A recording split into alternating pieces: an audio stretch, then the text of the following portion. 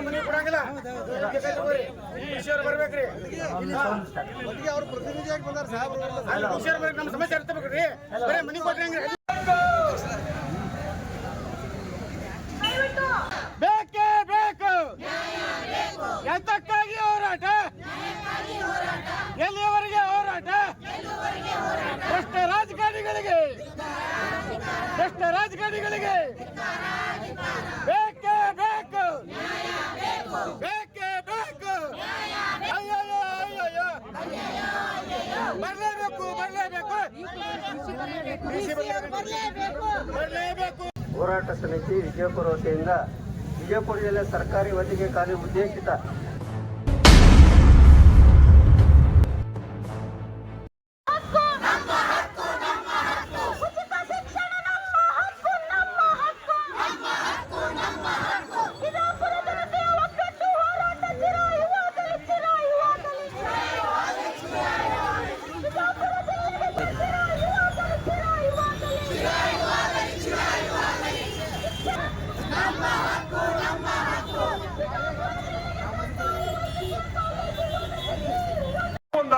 ಬಿಜಾಪುರ ಜಿಲ್ಲೆಗೆ medical college ಬೇಕಂತೇಳಿ ಒತ್ತಾಯ ಮಾಡೋಣ.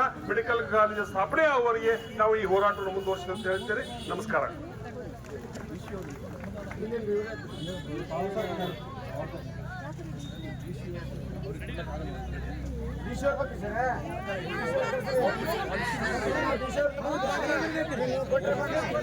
ಜಿಲ್ಲಾಧಿಕಾರಿ ಬರೋವರೆಗೆ ನಾವು ಮನೆ ಕೊಡಂಗಿಲ್ಲ.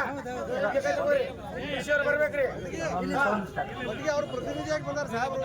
ಈಶ್ವರ್ ಬರ್ಬೇಕು, ನಮ್ಮ ಸಮಸ್ಯೆ ಅರ್ಥಬೇಕ್ರಿ. ಬರೀ ಮನೆ ಕೊಟ್ರಿ ಹಂಗ್ರಿ. ಬೇಕೇ ಬೇಕು. ಎಂತಕ್ಕಾಗಿ ಹೋರಾಟ? ಎಲ್ಲಿಯವರೆಗೆ ಹೋರಾಟ? ಭ್ರಷ್ಟ ರಾಜಕಾರಣಿಗಳಿಗೆ ಬೇಕೇ ಬೇಕು. ಬೇಕೇ ಬೇಕು. ಅಯ್ಯಯ್ಯೋ ಬರಲೇಬೇಕು. ಕೊಡ್ತಾ ಇದ್ದೀನಿ.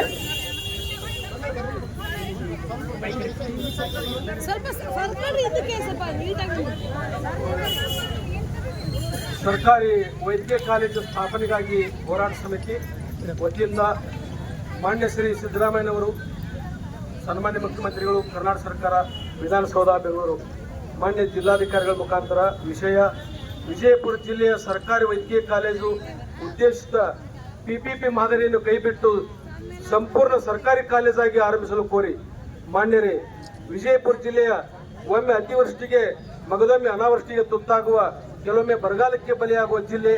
ಹೆಸರಿಗೆ ಪಂಚ ನದಿಗಳ ಬೀಡಾದರೂ ಜನರ ಬದುಕು ಹಸಿರಾಗಲೇ ಇಲ್ಲ. ಕಿತ್ತು ತಿನ್ನುವ ಬಡತನ ಮತ್ತು ಸೌಲಭ್ಯಗಳ ಕೊರತೆಯಿಂದಾಗಿ ಇಲ್ಲಿ ಮಕ್ಕಳು ಗುಣಮಟ್ಟದ ಶಿಕ್ಷಣದಿಂದ ವಂಚಿತರಾಗಿದ್ದಾರೆ. ಜೊತೆಗೆ ಇಲ್ಲಿನ ಜನರ ಆರೋಗ್ಯ ಪರಿಸ್ಥಿತಿಯು ಅಷ್ಟೊಂದು ಗುಣಮಟ್ಟವನ್ನು ಹೊಂದಿಲ್ಲ. ಇಂತಹ ವಿಷಮ ಪರಿಸ್ಥಿತಿಯಿಂದಾಗಿ ಸರ್ಕಾರಿ ಆಸ್ಪತ್ರೆಯು ಯಾವತ್ತೂ ರೋಗಿಗಳ ಸಂಖ್ಯೆಯಿಂದ ತುಂಬಿ ತುಳುಕುತ್ತಿರುತ್ತದೆ. ಆದುದರಿಂದಾಗಿ ಜಿಲ್ಲೆಗೆ ಒಂದು ಸರ್ಕಾರಿ ವೈದ್ಯಕೀಯ ಕಾಲೇಜು ಆರಂಭಿಸಬೇಕು ಎಂಬುದು ಜಿಲ್ಲೆಯ ಜನರ ಬಹುದಿನದ ಬೇಡಿಕೆಯಾಗಿದೆ. ಜಿಲ್ಲೆಯಲ್ಲಿ ಸರ್ಕಾರಿ ವೈದ್ಯಕೀಯ ಕಾಲೇಜು ಆರಂಭಿಸಬೇಕು ಎಂದು ಆಗ್ರಹಿಸಿ ಹಲವಾರು ಸಂಘ ಸಂಸ್ಥೆಗಳು ಹೋರಾಟ ಮಾಡುತ್ತಲೇ ಬಂದಿವೆ. ಸಾಹಿತಿಗಳು, ಲೇಖಕರು, ಚಿಂತಕರು ಕೂಡ ಒತ್ತಾಯಿಸುತ್ತಲೇ ಬಂದಿದ್ದಾರೆ. ಜನರ ಆರೋಗ್ಯದ ಗುಣಮಟ್ಟ ಉತ್ತಮಗೊಳಿಸುವ ಉದ್ದೇಶದಿಂದ ಜನಸಾಮಾನ್ಯರು ಇಲ್ಲಿ ಸರ್ಕಾರವನ್ನು ಆಗ್ರಹಿಸುತ್ತಲೇ ಬಂದಿದ್ದಾರೆ.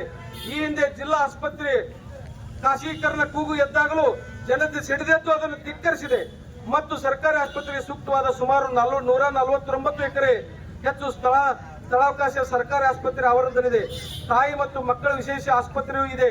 ಇದೆಲ್ಲವೂ ಗಮನದಲ್ಲಿಟ್ಟುಕೊಂಡೇ MCI ಮೆಡಿಕಲ್ ಕೌನ್ಸಿಲ್ ಆಫ್ ಇಂಡಿಯಾನ ನಿಯೋಗ ವಿಜಯಪುರಕ್ಕೆ ಆಗಮಿಸಿ ಸ್ಥಳ ಪರಿಶೀಲಿಸಿ ಜಿಲ್ಲೆಯಲ್ಲಿ ಸರ್ಕಾರಿ ವೈದ್ಯಕೀಯ ಕಾಲೇಜು ಆರಂಭಿಸಲು ಶಿಫಾರಸು ಮಾಡಿತ್ತು.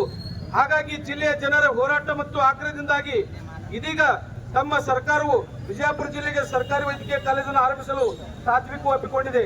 ಇದು ಸಂತಸದ ಸಂಗತಿ. ಆದರೆ ದುಃಖಕರ ಸಂಗತಿ ಏನೆಂದರೆ ಇದೇ ಸರ್ಕಾರವು PPP ಪಬ್ಲಿಕ್ ಪ್ರೈವೇಟ್ ಪಾರ್ಟ್ನರ್ಶಿಪ್ ಎಂದು ಮಾದರಿಯಲ್ಲಿ ವೈದ್ಯಕೀಯ ಕಾಲೇಜು ಆರಂಭಿಸುವ ಹುನ್ನಾರದಲ್ಲಿದೆ.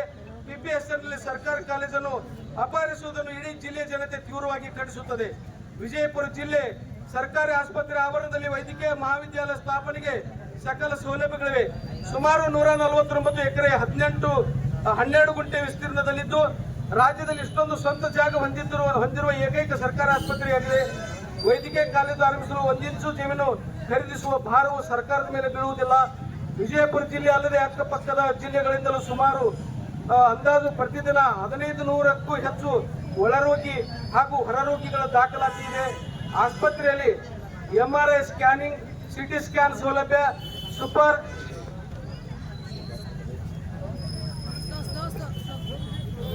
ಸ್ಪೆಷಾಲಿಟಿ ಆಸ್ಪತ್ರೆ ಕಟ್ಟಡ, ದೊಡ್ಡ ಕಟ್ಟಡ, ಪಂಚಕರ್ಮ ಮತ್ತು ಪ್ರಕೃತಿ ಚಿಕಿತ್ಸಾಲಯ ಸೌಲಭ್ಯಗಳು ಕಟ್ಟಡ ಹೊಂದಿದೆ.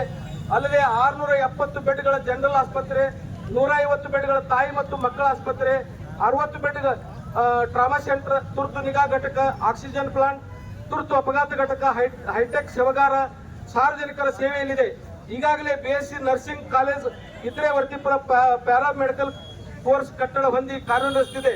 ಹೀಗಿರುವಾಗ ಸರ್ಕಾರಿ ವೈದ್ಯಕೀಯ ಕಾಲೇಜು ಆರಂಭಿಸುವುದು ಸರ್ಕಾರಕ್ಕೆ ಯಾವುದೇ ಹೆಚ್ಚುವರಿ ಭಾರ ಬೀಳದು ಮತ್ತು ಎಲ್ಲಾ ಮೂಲ ಸೌಕರ್ಯಗಳನ್ನು ಆಸ್ಪತ್ರೆ ಹೊಂದಿದೆ. ಅಷ್ಟೇ ಅಲ್ಲ, ರಾಜ್ಯ ಮಟ್ಟದಲ್ಲಿ 2-3 ಬಾರಿ ಅತ್ಯುತ್ತಮ ಆಸ್ಪತ್ರೆ ಪ್ರಶಸ್ತಿಗೂ ಭಾಜನವಾದ ಉತ್ಕೃಷ್ಟ ಆಸ್ಪತ್ರೆ ಇದೆ. ಒಂದು ವೇಳೆ ಖಾಸಗಿ ಸಹಭಾಗಿತ್ವದಲ್ಲಿ ಕಾಲೇಜು ಆರಂಭವಾದರೆ ಅಲ್ಲಿ ಬಡ ಮತ್ತು ಮಧ್ಯಮ ವರ್ಗದ ಹಾಗೂ ಜನಸಾಮಾನ್ಯರ ಮಕ್ಕಳು ಕಲಿಯಲು ಸಾಧ್ಯವಾಗುವುದಿಲ್ಲ ಮತ್ತು ಇದು ಮುಂದೆ ಕ್ರಮೇಣ ಸಂಪೂರ್ಣ ಖಾಸಗೀಕರಣಗೊಂಡು ಬಡವರ ಶಿಕ್ಷಣ ಹಕ್ಕನ್ನು ಕಿತ್ತುಕೊಳ್ಳುತ್ತದೆ.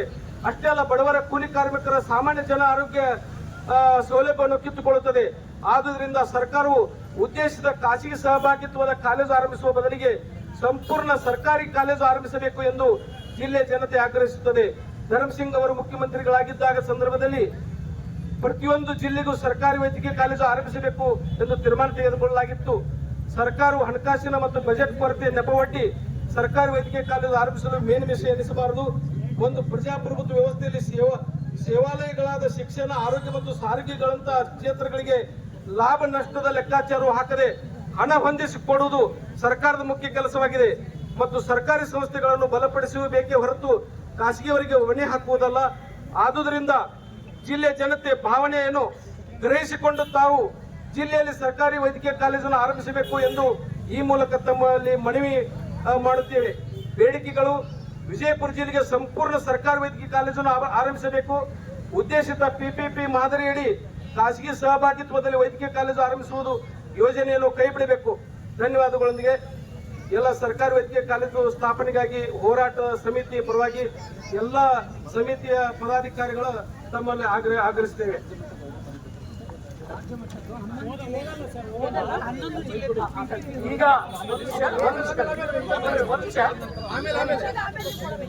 ಈಗ ಒಂದು ನಿಮಿಷ. ಹೋರಾಟ ಸಮಿತಿಯಿಂದ ನಾವು ಸರ್ಕಾರಕ್ಕೆ ಸಲ್ಲಿಸ್ತಾ ಇರುವುದು ಇದು ಮೊದಲನೇ ಮನವಿ ಪತ್ರ ಅಲ್ಲ. ಈಗಾಗಲೇ ಜಿಲ್ಲಾ ಇನ್ಚಾರ್ಜ್ ಮಿನಿಸ್ಟರ್ ಕೊಟ್ಟಿದ್ದೀವಿ, ಮಾನ್ಯ ಮುಖ್ಯಮಂತ್ರಿಗಳಿಗೆ, ಡೆಪ್ಯೂಟಿ CM ಕೊಟ್ಟಿದ್ದೀವಿ, ಪ್ರಕಾಶ್ ಪಾಟೀಲ್ ಅವರು ಕೊಟ್ಟಿದ್ದೀವಿ, ಶಿವಾನಂದ ಪಾಟೀಲ್ ಅವರು ಕೊಟ್ಟಿದ್ದೀವಿ.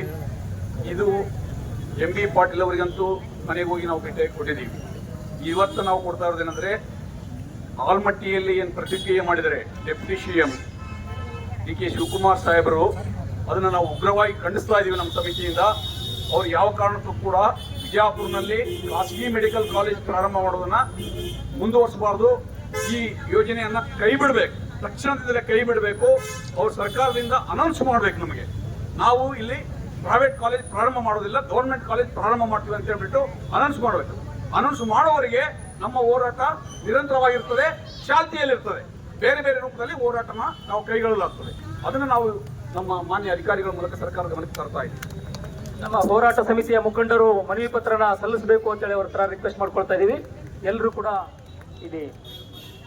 ಈಗ ಮಾನ್ಯ ಜಿಲ್ಲಾಧಿಕಾರಿಗಳ ಪರವಾಗಿ ಬಂದಿರತಕ್ಕಂಥ ಅಧಿಕಾರಿಗಳು ಸರ್ಕಾರಿ ವೈದ್ಯಕೀಯ ಕಾಲೇಜು ಸ್ಥಾಪನೆಯಾಗಿ ಹೋರಾಟ ಸಮಿತಿ ವಿಜಯಪುರ ವತಿಯಿಂದ ವಿಜಯಪುರ ಜಿಲ್ಲೆ ಸರ್ಕಾರಿ ವೈದ್ಯಕೀಯ ಕಾಲೇಜು ಉದ್ದೇಶಿತ PPP ಮಾದರಿ ಕೈಬಿಟ್ಟು ಸಂಪೂರ್ಣ ಸರ್ಕಾರಿ ಕಾಲೇಜು ಆರಂಭಿಸಬೇಕೆಂದು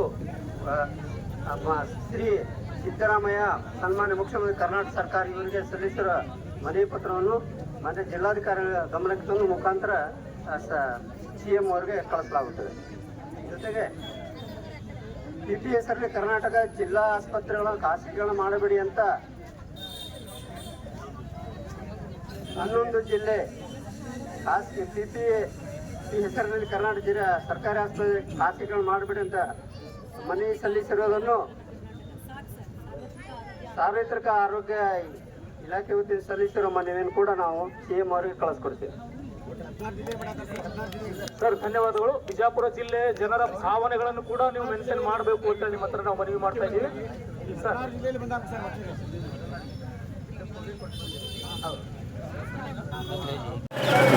ಇವತ್ತ ನಾವು ಸಿದ್ದೇಶ್ವರ ದೇವಸ್ಥಾನದಿಂದ ಮಾನ್ಯ ಜಿಲ್ಲಾಧಿಕಾರಿಗಳಿಗೆ ಮನವಿ ಕೊಡೋಕೆ ಸರ್ಕಾರಿ ಮೆಡಿಕಲ್ ಕಾಲೇಜ್ ಆಗಬೇಕಂತ ನಾವು ಏನೋ ಮನವಿ ಕೊಡೋಕೆ ಬಂದಿದ್ದೇವೆ. ಇನ್ನೂವರೆಗೆ ನಾವು ಇಲ್ಲಿ ಎಲ್ಲ ಮುಖಂಡರು ಎಲ್ಲ ಸೇರಿಬಿಟ್ಟು ಒಂದು ಇದಾಗಿದೆ. ಏನೈತಪ್ಪ ಅಂದ್ರೆ PPP ಪ್ರೈವೇಟ್ ಸೆಕ್ಟರ್ದು ಏನೈತಿಲ್ಲ PPP ಕೈ ಬಿಡ್ರಿ, ಸರ್ಕಾರಿ ಮೆಡಿಕಲ್ ಕಾಲೇಜ್ ಮಾಡ್ರಿ ಅಂತ ನಾವು ಇದು ಮಾಡೋಕೆ ಬಂದಿದ್ದೇವೆ ಇಲ್ಲಿ. ಆಮೇಲೆ ಈ ವಿಚಾರದಾಗ ಏನಾಯ್ತಪ್ಪ ಅಂದ್ರೆ ಮೊನ್ನೆ ನಡೆದಂಥ ಆಲ್ಮಟ್ಟಿಯಲ್ಲಿ ಒಂದು ಮಾನ್ಯ ಮುಖ್ಯಮಂತ್ರಿಗೆ ನಮ್ಮ ಸಮಿತಿಯಿಂದ ಒಂದು ಮನವಿ ಕೊಡಕತ್ತಿದ್ದೀವಿ. ಮನವಿ ಕೊಡೋದ್ನಾಗ ಒಂದು DK ಶಿವಕುಮಾರ್ ಅವರು ನಡ್ಬರ್ಕ್ ಬಂದ ಮೈಕ್ ಕಸ್ಕೊಂಡ್ರು. ಏನು ಹೇಳ್ಬೇಕಂತ ವಿಷಯ ಆದ ಕಾರಣ ಅವರು ಮಾನ್ಯ DK ಶಿವಕುಮಾರ್ ಅವ್ರ ವಿಚಾರ ಏನಿದೆಪ್ಪ ಅಂದ್ರೆ PPP ಮಾದರಿ ಇದೆ, PPP ಮಾಡ್ಬೇಕನ್ನೋ ಮಾದರಿ ಅವರು ಒಬ್ಬರು ಕಾಂಪಿಟೇಟರ್ ತನಸಾಗ್ತದೆ ನಿಮ್ಗೆ ಹೇಳ್ಬೇಕಂದ್ರೆ. ಆದ ಕಾರಣ ನಾ ಏನಂತ ಹೇಳಕ್ಕೆ DK ಶಿವಕುಮಾರ್ ಹೇಳಕ್ಕೆ ಇಷ್ಟಪಡ್ತೀನಿ ಅಂತಂದರೆ ನಿಮ್ಮ ಕನಕಪುರದಲ್ಲಿ PPP ಮಾದರಿ ಮಾಡ್ಕೊಳ್ರಿ, ನಿಮ್ಮ ಗೌರ್ಮೆಂಟ್ ಇದ್ದಿದ್ದು ನಮ್ಮ ಇಲ್ಲಿ ಬಿಜಾಪುರ ಕೊಡ್ರಿ ಅಂತ ನಾನು ಹೇಳಕ್ಕೆ ಇಷ್ಟಪಡ್ತೀನಿ. ಮಲ್ಲಿಕಾರ್ಜುನ್ ಕೆಂಗನಾಳ್ ಅಧ್ಯಕ್ಷದ ರೈತ ಭಾರತ ಪಕ್ಷದ ರಾಜ್ಯಾಧ್ಯಕ್ಷ.